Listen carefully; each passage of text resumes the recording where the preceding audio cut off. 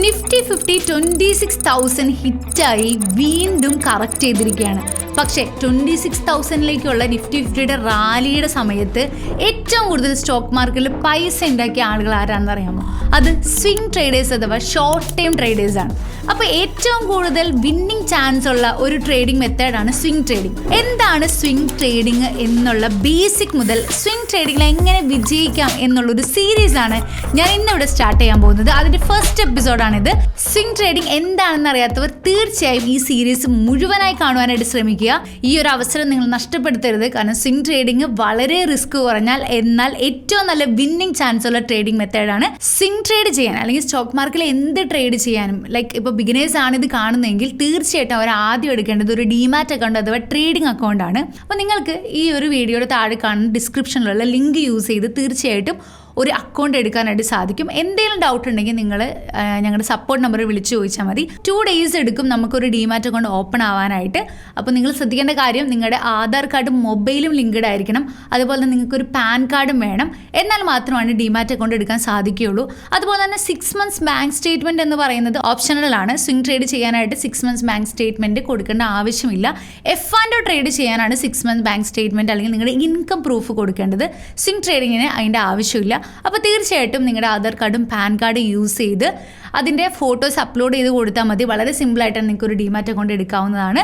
ഏതിലായാലും ഇപ്പോൾ ഫസ്റ്റ് സ്റ്റോക്കിലോ സെറോദോ ഏത് വേണമെങ്കിൽ നിങ്ങൾക്ക് യൂസ് ചെയ്യാം. അപ്പോൾ താഴെ കാണുന്ന ലിങ്ക് ഉപയോഗിച്ച് എല്ലാവരും ഡിമാറ്റ് അക്കൗണ്ട് ആദ്യം തന്നെ ഓപ്പൺ ചെയ്യുക. എന്നാൽ മാത്രമാണ് നമുക്കൊരു സ്വിംഗ് ട്രേഡിംഗ് ചെയ്യാനായിട്ട് സാധിക്കുകയുള്ളൂ. ആ ഡിമാറ്റ് അക്കൗണ്ട് ഓപ്പൺ ചെയ്ത് കഴിഞ്ഞിട്ട് നെക്സ്റ്റ് സ്റ്റെപ്പ് എന്താണ്? നമുക്കറിയാം എന്ത് ട്രേഡ് ചെയ്യണമെങ്കിൽ നമുക്ക് ക്യാപിറ്റൽ അല്ലെ ഫണ്ട് വേണം. അതിന് വേണ്ടിയിട്ട് ഫണ്ടും അതിൽ ആഡ് ചെയ്ത് വെക്കുക. ഇതാണ് ഫസ്റ്റ് സ്റ്റെപ്പ് എന്ന് പറയുന്നത്. അപ്പോൾ ഫണ്ട് ആഡ് ചെയ്യുന്നത് എങ്ങനെയാണെന്ന് ഞാൻ തീർച്ചയായിട്ടും കാണിച്ചു തരാം. അതിന് മുമ്പായിട്ട് എന്താണ് സ്വിംഗ് ട്രേഡിംഗ് എന്ന് പറയാം. സ്വിംഗ് ട്രേഡിങ്ങിനെ തന്നെയാണ് നമ്മൾ ഷോർട്ട് ടൈം ഇൻവെസ്റ്റ്മെന്റ് എന്ന് പറയുന്നത്. ഒരു കമ്പനിയുടെ ഷെയർ ബൈ ചെയ്ത് നമ്മുടെ ഡിമാറ്റ് അക്കൗണ്ട് ഹോൾഡ് ചെയ്ത് 2 ദിവസത്തിന് ശേഷം ഒരാഴ്ചയോ 1 മാസമോ 6 മാസമൊക്കെ ഹോൾഡ് ചെയ്ത് അത് വിറ്റ് പ്രോഫിറ്റ് എടുക്കുന്ന മെത്തേഡാണ് സ്വിംഗ് ട്രേഡിംഗ് എന്ന് പറയുന്നത്. പ്രോഫിറ്റ് മാത്രമല്ല ലോസ് എടുക്കാം. ഈ സ്വിംഗ് ട്രേഡിങ്ങിന് റിസ്ക് വളരെ കുറവാണ്. വിന്നിംഗ് ചാൻസ് കുറച്ചുകൂടി കൂടുതലാണ്. പ്രത്യേകിച്ച് ഈ ഒരു ബുള്ളിഷ് മാർക്കറ്റിലൊക്കെ. ഈ ഒരു ബുള്ളിഷ് മാർക്കറ്റിൽ ഇപ്പോൾ ലൈക്ക് F&O ട്രേഡ് ചെയ്ത് ഫ്യൂച്ചേഴ്സ് ചെയ്ത് ഓപ്ഷൻസ് ഒക്കെ ചെയ്ത് എൻ്റെ ക്യാപിറ്റലും അതുപോലെ എൻ്റെ പ്രോഫിറ്റും ഒക്കെ പോയി പാപ്പരായി എന്ന് പറയുന്ന ആളുകൾ ഒരുപാടുണ്ടാകും. പക്ഷേ അങ്ങനെ സ്വിംഗ് ട്രേഡ് ചെയ്ത് പാപ്പരായ ആരെങ്കിലും ഉണ്ടെങ്കിൽ തീർച്ചയായും ഈ വീഡിയോയുടെ താഴെ കമൻറ്റ് ചെയ്യുക. എന്താണെന്ന് വെച്ച് കഴിഞ്ഞാൽ അവരുടെ വീട്ടിൽ പോയി എനിക്ക് ഒരു 2 അടി കൊടുക്കാനാണ്. കാരണം സ്വിംഗ് ട്രേഡിങ്ങിൽ വളരെ ലെസ് ചാൻസ് ആണ്. അല്ലെങ്കിൽ അത്രയ്ക്ക് റിസ്ക് എടുത്ത് വളരെ ചെറിയ പൊട്ടിപ്പൊളിയാറായ കമ്പനിയുടെ ഷെയറൊക്കെ വാങ്ങിച്ചു അത്ര റിസ്ക് എടുക്കുന്ന ആളുകൾക്കാണ് ലോസ് വരാനുള്ള ചാൻസ് ഉള്ളൂ. അതർവൈസ് ജോലി ചെയ്യുന്നവരാണെങ്കിൽ അല്ലെങ്കിൽ നിങ്ങൾക്ക് അധികം സമയം ഇൻവെസ്റ്റ് ചെയ്യാനില്ലെങ്കിലൊക്കെ നിങ്ങൾക്ക് ചെയ്യാൻ പറ്റുന്ന ഏറ്റവും നല്ല ട്രേഡിംഗ് മെത്തേഡാണ് ഈ ഒരു സ്വിംഗ് ട്രേഡിംഗ് എന്ന് പറയാൻ. സ്വിംഗ് ട്രേഡ് ഞാൻ എടുത്തു പറയാനുള്ള റീസൺ എന്ന് പറയുന്നത്, എനിക്ക് കഴിഞ്ഞ കുറച്ച് 3 മാസമായിട്ട് എനിക്ക് ഫുൾ ടൈം ട്രേഡ് ചെയ്യാനുള്ള സമയം കിട്ടിയില്ല. എസ്പെഷ്യലി ഞാൻ ഇൻട്രാഡേ ആണ് ചെയ്യാറ്, ഓപ്ഷൻസ് ആണ് ചെയ്യാറ്. പക്ഷേ എനിക്ക് ഫുൾ ടൈം അതിൻ്റെ ടൈം ഇൻവെസ്റ്റ് ചെയ്യാൻ കിട്ടാത്തത് കൊണ്ട് തന്നെ ഞാൻ സ്വിംഗ് ട്രേഡിംഗ് ആണ് കൂടുതലായിട്ട് ചെയ്തത്. ഒരുപാട് വലിയ ടെക്നിക്കൽ അനാലിസിസോ ഫണ്ടമെൻ്റൽ അനാലിസിസോ ഞാൻ നോക്കിയിട്ടില്ല. വളരെ ലെസ് ആയിട്ടുള്ള ഒരു അനാലിസിസ് വഴിയാണ് ഞാൻ കുറച്ച് സ്റ്റോക്കുകൾ കണ്ടുപിടിച്ച് ഇൻവെസ്റ്റ് ചെയ്തത്. നമുക്കൊരു സ്വിംഗ് ട്രേഡിംഗ് എന്ന് പറയുമ്പോൾ നമുക്ക് ഒരുപാട് നാൾ ഹോൾഡ് ചെയ്യാൻ പറ്റില്ല. അപ്പോൾ മാക്സിമം നമുക്ക് കിട്ടുന്ന ഒരു പ്രോഫിറ്റ് എന്ന് പറയുന്നത് ഒരു 50%. പിന്നെ മിനിമം ഒരു 20% എങ്കിലും സ്വിംഗ് ട്രേഡിങ്ങിന് കിട്ടണം. അല്ലെങ്കിൽ നമുക്കത് അത്ര ലാഭകരമായിട്ട് തോന്നില്ല. അപ്പോൾ ഒരു 20 to 50% ഇടയിൽ ഒരു പ്രോഫിറ്റ് കിട്ടിക്കഴിഞ്ഞാൽ സ്വിംഗ് ട്രേഡിങ് നല്ല പ്രോഫിറ്റബിൾ ആയിട്ട് നിങ്ങൾക്ക് ബുക്ക് ചെയ്യാനായിട്ട് സാധിക്കും. അതുപോലെ എനിക്ക് റീസെൻ്റ് ആയിട്ട് എനിക്ക് കിട്ടിയ കുറച്ച് സ്റ്റോക്കുകളുണ്ട്. എൻ്റെ അനാലിസിസ് വഴി ഞാൻ കണ്ടുപിടിച്ച് എനിക്ക് പ്രോഫിറ്റ് എടുത്ത സ്റ്റോക്കുകളാണ്. ഞാൻ എൻ്റെ സ്ക്രീൻഷോട്ട് ഇവിടെ കൊടുത്തേക്കാം. അപ്പോൾ ഇത് നിങ്ങൾക്കും സാധിക്കും എന്നുള്ളതാണ്. വളരെ സിമ്പിളായിട്ട് ചെറിയ ചെറിയ ബ്രേക്കൗട്ടുകൾ കണ്ടുപിടിച്ച് സ്വിംഗ് ട്രേഡിങ് വളരെ ചെറിയ ക്യാപിറ്റൽ ഉപയോഗിച്ചും, അതായത് നിങ്ങൾ യൂസ് ചെയ്യുന്ന ക്യാപിറ്റൽ അനുസരിച്ച് നിങ്ങളുടെ പ്രോഫിറ്റ് കിട്ടുക. പക്ഷെ ഞാനൊരു സ്റ്റോക്കിൽ ഇൻവെസ്റ്റ് ചെയ്യുന്നത് മാക്സിമം 1 lakh മിനിമം 25,000 ഞാനൊരു സ്റ്റോക്ക് വാങ്ങാറുണ്ട്. അപ്പോൾ ഇത് നിങ്ങൾക്കും സാധിക്കും. ഇതിൽ അറിയേണ്ടത് എന്താണ്? ഒന്നാമതായിട്ട് എങ്ങനെ ഈ സ്റ്റോക്കുകൾ നിങ്ങൾക്ക് കിട്ടുന്നു, അല്ല എങ്ങനെ ഈ സ്റ്റോക്കുകൾ നമുക്ക് കണ്ടുപിടിക്കാൻ പറ്റും. ഇനി ഈവൻ ഈ സ്റ്റോക്ക് കണ്ടുപിടിച്ചാൽ തന്നെ ഏത് ക്രൈറ്റീരിയയിലാണ് നമ്മളിത് എൻട്രി എടുക്കേണ്ടത്. ഓക്കെ, അതുപോലെ തന്നെ എവിടെ ഈ ലോസ് ആവുകയാണെങ്കിൽ തന്നെ എവിടെ വരെ ഈ ലോസ് നമ്മൾ ഹോൾഡ് ചെയ്യണം, എവിടെ ഈ ലോസോട് കൂടി ബുക്ക് ചെയ്യണം, ഇങ്ങനെയുള്ള കാര്യങ്ങളാണ് സ്വിംഗ് ട്രേഡിങ്ങിൽ ശ്രദ്ധിക്കേണ്ടത്.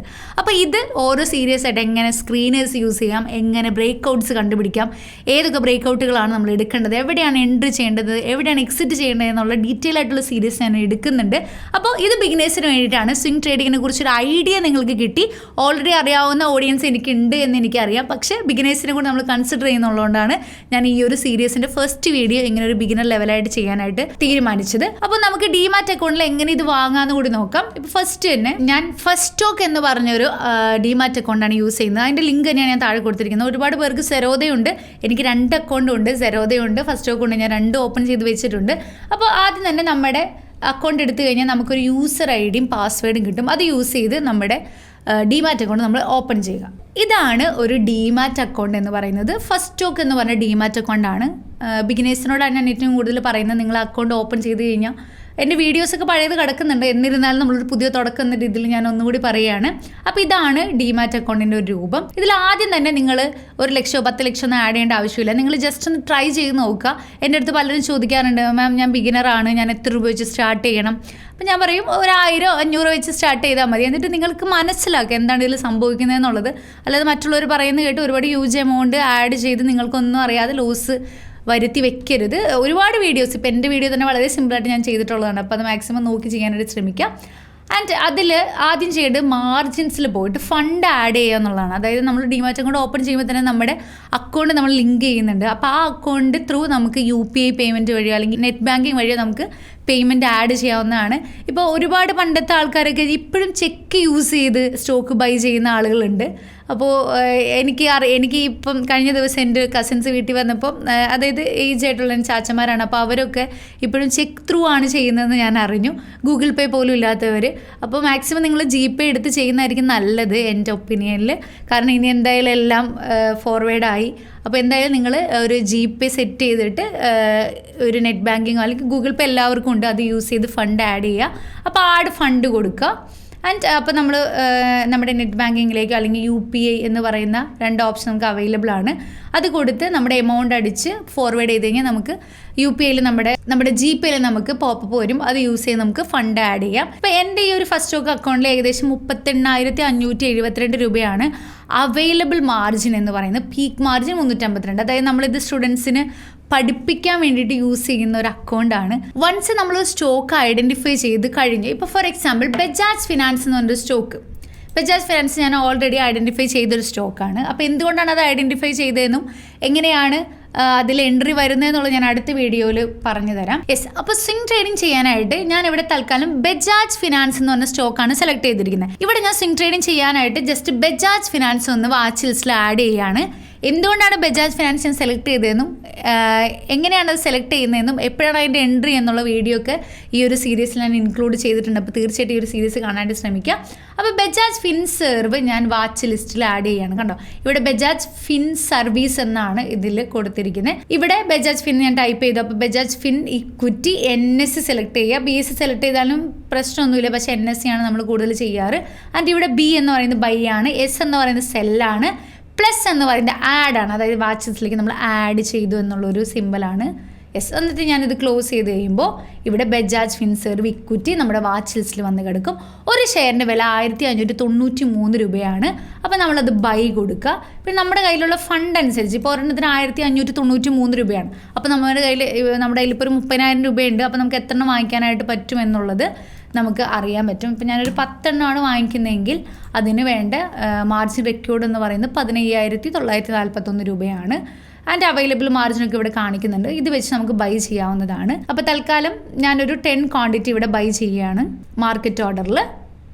അപ്പോൾ ബജാജ് ഫിൻസർ നമുക്ക് ബൈ ആയിട്ടുണ്ട്. വൺസ് ബൈ ആയി കഴിഞ്ഞാൽ നമ്മുടെ പൊസിഷനിലേക്ക് ഡെലിവറി ഓർഡറിൽ പൊസിഷനിൽ നമുക്കിത് വന്ന് കിടക്കും. 1592 രൂപയ്ക്കാണ് ഞാൻ ബൈ ചെയ്തത്, 92.10 ഓക്കെ. അപ്പോൾ അതിങ്ങനെ മൂവ് ചെയ്തുകൊണ്ടിരിക്കുകയാണ്.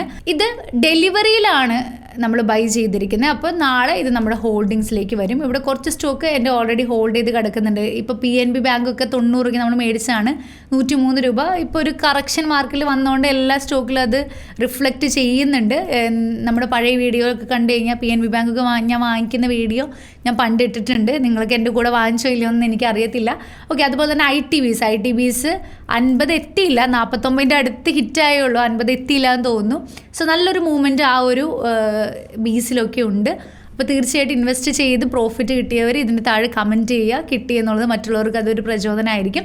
ഓക്കെ, അപ്പോൾ ഇങ്ങനെയാണ് ഈ ഒരു സ്റ്റോക്ക് ബൈ ചെയ്യേണ്ടത്. ഇനി ഹോൾഡിങ്സിലേക്ക് വന്നു കഴിഞ്ഞാൽ നമുക്ക് പ്രോഫിറ്റ് ഒരു 20 or 50% എത്തുകയാണെങ്കിൽ, അല്ലെങ്കിൽ നമ്മുടെ ടാർജറ്റ് എത്തുകയാണെങ്കിൽ നമുക്കത് ബുക്ക് ചെയ്ത് മാറാം.